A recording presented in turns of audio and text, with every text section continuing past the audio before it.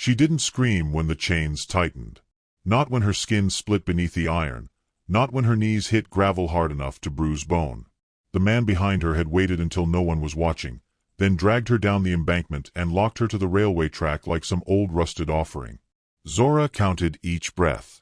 Not because she feared death, but because it was the only thing she still owned. 1 breath. 2. 3. The sky was still dark enough to confuse dawn with judgment. The sheriff hadn't even bothered to hide it.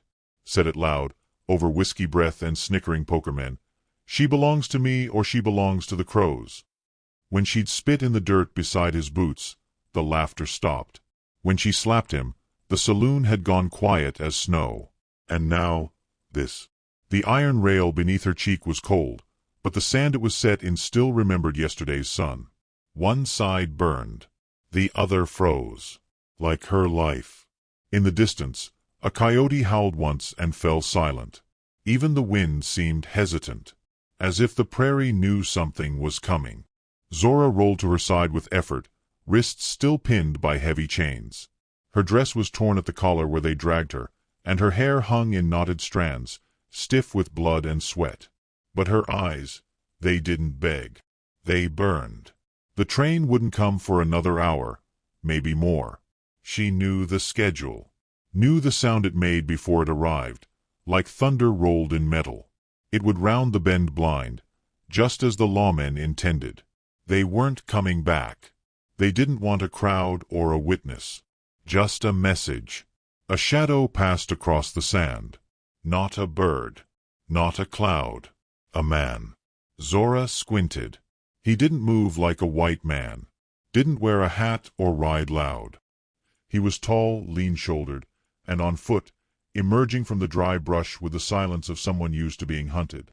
His eyes were dark, unreadable even in the first light. He wore a bone necklace across his chest and boots softened by long miles. A knife at his hip, no gun. Zora watched him step closer. She didn't flinch, didn't cry for help. The last time she'd done that, it earned her a fist. He knelt beside her, one knee in the dirt. His hand hovered above the chain. Still not speaking. Not touching. "Go on," she muttered, throat dry. "Do what you came to do." He finally spoke, low, measured, with an accent that tasted of river rock and smoke. "You think I'm one of them. I've learned not to think," she said. His hand moved to the lock. Old rust flaked off as he studied it. No key. No give. "You got a name?" he asked. She stared at the sky. "Used to." A pause. Then the sound of leather sliding. He drew his knife. The blade curved like something carved from fire. He slid it beneath the chain's edge and pressed. The tension made it ring. Her breath caught. "If you cut me," she said, "cut deep. Make it count." His eyes flicked to hers. "I don't waste blood." The knife didn't work. He turned instead, walking back toward a patch of brush. Zora's heart hammered. He was leaving, just like the rest. But then he came back, with a wedge of stone, flat and jagged. He placed it under the chain and hammered the blade against it. Sparks leapt. A clean, sharp crack. The shackle on her left wrist fell free. Zora gasped and tried to sit, but her legs gave. The man caught her by the shoulder, not roughly, not gently. Just firmly enough to remind her that she hadn't stood in days. She steadied herself and stared at him. "Why?" He didn't answer. Just moved to her other wrist, repeated the process. This time, when the chain broke, it sounded like thunder. Final. Alive. Zora sat up. She flexed her fingers. The skin was torn, but she didn't feel it. She watched the man now as he stood, taller than he'd first seemed. The wind caught his hair, raven black, braided tight. "Who are you?" she whispered. He didn't give a name. Just looked toward the east, toward the train she couldn't yet hear, but he somehow sensed. "You don't belong to them," he said finally. "Not anymore." Then he walked. Not away from her, but down the track, toward whatever was coming. Zora stood, wobbling, pain hot in her knees. But she followed. Not because she trusted him. Because he hadn't asked her to. And for the first time in her life, that felt like freedom. The train whistle shrieked far in the distance. But it no longer sounded like death. It sounded like a reckoning. The trail he led her on was narrow, lined with mesquite thorns and stones sharp as bone splinters. Zora followed barefoot, her ankles swollen from the weight of the chains, now discarded somewhere behind them in the sand. Her breath came shallow. Pain clawed at her ribs with every step. But she said nothing. The Comanche, he still hadn't given her a name, moved like wind through brush, neither hurried nor slow, only certain. The sun had not yet fully risen, but the sky was bruising into gray. Birds remained silent. Even the crickets had stopped their song. Zora had grown up in noise, hammer strikes, drunken songs, boots on porch wood, her mother's crying through thin cabin walls. Silence like this felt holy. Or haunted. They reached a hollow tucked between high rock. A camp, though nothing marked it as one. No tents. No fires. Just shadows and the smell of cedar and sage. Two women stepped from behind the rocks, one old, wrapped in a black shawl, the other barely grown, carrying a bundle of sticks in her arms. Neither flinched at the sight of Zora. No questions. Just eyes that knew too much. The Comanche gave a slight nod. The younger woman handed him a canteen.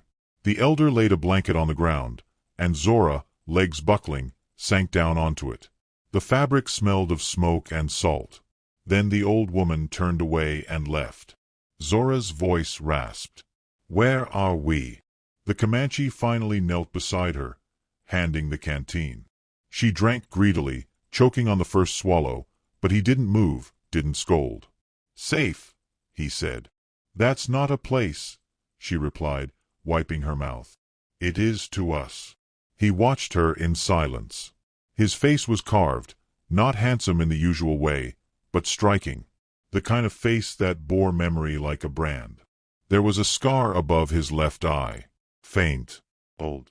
It made him look like someone who'd seen too much and said too little. She met his gaze. "You ain't white. But you're not full Comanche either, are you?" He didn't answer. "I've seen that look before," she murmured. "In boys who weren't welcome anywhere." Still, no reply. But something in his jaw shifted. Like a wound stirred. "My name's Zora," she offered, soft. A pause. "Tovi," he said. She repeated it, tasting the sound. It felt like flint, sharp, ancient. A long silence stretched between them. Then Tovi stood, leaving her the canteen, and walked toward the rocks where a few others waited. None of them smiled. None asked her name. They simply nodded, as if she was already part of something. Zora's stomach tightened. She hadn't belonged anywhere in years, not since her mama died and her stepfather started selling chickens, and then her pride. The sheriff had been the last in a long line of men who wanted her caged, cleaned, and claimed. But these people didn't ask anything of her. Not yet. By dusk, her strength returned enough to stand. The young girl, barefoot like her, brought a bowl of something hot, thick with beans and smoked rabbit. Zora ate in silence, watching shadows stretch like fingers across the dirt. That night, Tovi sat across from her by a low-burning fire. The flames were small, meant for warmth, not for light. His face flickered, half in glow, half in dark. "Sheriff Wade won't let this go," Zora said. "He wants folk to think he owns everything he touches. Especially women. I know. They'll come. Not just for me. For all of you." Tovi didn't blink. "Let them." His calm frightened her more than any threat. "You got people here. Children. Elders. You'll risk them. They've already lived through worse." He leaned back, watching the fire. "I was 5 when they came for my mother. White father, Comanche wife. Preacher said she bewitched him. Hung her in front of the church, made him watch." Zora felt her breath catch. She knew pain when it was told without shaking. "And you?" she asked. "I ran. Hid in a hollow log. My uncle found me 2 days later. raised me to survive, not to speak. Zora stared into the flames. Surviving ain't the same as living. No, he said. But sometimes they're all you get. Footsteps broke the quiet. A boy no older than 12 came limping into the circle. Blood streaked his shirt. His face was pale. Behind him, a woman held her arm, torn and bleeding. Tovi stood, sharp as a blade. Who? Men, the boy whispered. White ones. Looking for a girl in chains. They had dogs. We lost em, for now. Zora froze. She stood, fists clenched. They're coming. For me. Tovi didn't hesitate. He turned to the others, speaking in short, crisp Comanche. The group scattered, quiet as deer. Some toward the canyon, others to hidden weapons. But he turned back to Zora. You run now, they'll hunt us forever. She met his eyes, spine straightening. Then we stop running. A silence passed between them, thick as smoke. Tovi offered her a knife. Not ceremonial. Not polished. Just real, worn, and true. Zora took it. The fire cracked once. Then the land fell still. The sun rose blood-orange behind the ridge, casting long, jagged shadows across the dry basin. The scent of gun oil and old sweat clung to the air like a warning. Zora tightened her grip on the knife Tovi had given her. Her hands no longer shook. Her body no longer flinched. The creek behind them whispered against rock, but the rest of the land held its breath. Tovi crouched behind a low boulder, eyes fixed on the narrow pass ahead. The boy who'd run bleeding into camp last night now lay in the thicket with a rifle across his lap, face painted with ash and resolve. Two women waited at higher ground, bows drawn. They weren't soldiers. They were survivors. But that made them dangerous. Zora crouched beside Tovi, her heart a slow thunder in her chest. Why meet them here? He didn't glance at her. Because this land remembers. We stand where we were broken, or we stay broken. She understood now. This place wasn't a trap. It was a graveyard for ghosts. The first horse appeared just after the sun cleared the rocks, its rider upright, pale hat glinting, a long-barreled shotgun across his lap. Sheriff Wade. Behind him, 4 others followed, dragging dust and cruelty behind them. Zora rose. Tovi didn't stop her. The sheriff reined in his horse 20 feet away, squinting under the brim. You got nerve standin' up like that, girl. Thought you'd be halfway to Mexico with your redskin lover. She didn't blink. I'm tired of running from things weaker than me. He laughed, low and mean. That's so. Behind him, one of the men raised a rifle.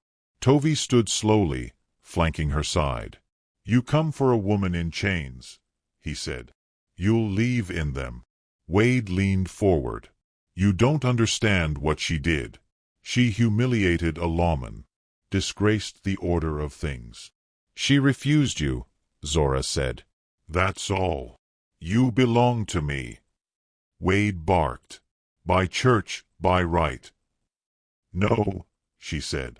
I belong to the fire that kept me warm alone. I belong to the scars I carry, and to the hands that didn't take what I didn't give. I belong to me. The standoff cracked. One of the riders moved first, spurred his horse forward, gun raised. Tovi fired before the horse reached full gallop. The man dropped, limp, before he hit dirt. The horse kept running. The second man took aim toward the boy in the bushes. But a bowstring sang from the ridge, and an arrow buried itself in his neck. He wheeled, gurgled, and fell. Then chaos. Wade screamed orders as dust exploded around them. Zora ducked low, crawling between 2 stones. A shot rang out, spraying rock. She rose behind cover, knife clenched, heart roaring. Tovi had moved closer, weaving through sage and stone like water through a gorge. A third rider panicked and turned his horse to flee, only to be met by the old woman with the shawl, standing in the path like a mountain. Her second arrow didn't miss. Only Wade remained. He dismounted, breathing heavy, red-faced and shaking. You think you can kill me? He spat. I'll come back. I'll come back with 20 more. 100. You can't kill a law. Zora stepped into view, dust streaked across her skin, hair braided back. She looked like something forged from storm. We don't have to kill a law, she said. Just the man hiding behind it. He raised the shotgun. I'll blow that pretty mouth off your face. But Tovey was already there. Silent. Sudden. He slammed Wade's hand aside with the butt of his rifle. The gun fired harmlessly into the dirt. Wade stumbled back, swinging wildly. Tovey let him. Then he struck once, clean across the face, and Wade collapsed to his knees. Zora moved forward, knife in hand. She could end it now. The man who chained her, who spat on her name, who tried to make her death a warning. He didn't beg. Men like him never did. They thought dying was beneath them. Zora stared down at him. The knife hung in her grip like judgment. Tovey waited. No words. No pressure. Zora leaned down slowly, until her lips were near Wade's ear. You'll live, she said. But no one will listen to a man beaten by a woman he chained. She stood, turned, and walked away. Behind her, Wade sobbed, not from pain, but from shame. Tovey joined her. The wind picked up. You didn't have to spare him, he said quietly. I didn't do it for him, she replied. I did it for the girl he left on those tracks. She deserved to be the one who walked away. Together, they moved down the path. The others gathered slowly, silent, bloodied, breathing. Zora looked to the rising sun. You think they'll come back? Tovey nodded. They always do. Then we stay ready. He glanced at her. You speak like someone who's not leaving. I'm not, she said. You saved my life, but I saved my soul. And I want to see what it becomes. They stopped at the edge of the canyon where it all began. Zora bent down, pressed her fingers into the earth where the chain once held her. She buried the knife there, in a shallow grave of dust and memory. The land took it, quiet, whole. Then she rose. And this time, she walked without looking back. Which city are you watching our video from? Please leave a comment. Please subscribe to the channel as well. Thank you.